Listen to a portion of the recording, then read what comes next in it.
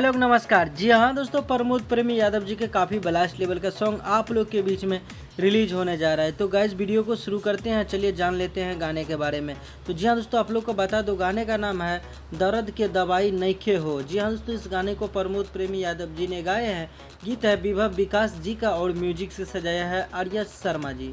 भाई लोग इस गाने को जो है कल सुबह में आप लोग के बीच में वेब म्यूजिक के ऑफिशियल यूट्यूब चैनल के माध्यम से सुबह में 6 बजे इस गाने को रिलीज कर दिए जाएंगे। तो भाई लोग वीडियो में नजर आ रहे हैं आप लोग का चहेता स्टार प्रमोद प्रेमी यादव जी और उनका साथ दे रही है महिमा सिंह। दोस्तों बात करते हैं गाने का, तो गानी रोमांटिक सा और हॉट सॉन्ग है, आप लोग को देखने में काफ़ी मज़ा आएगा।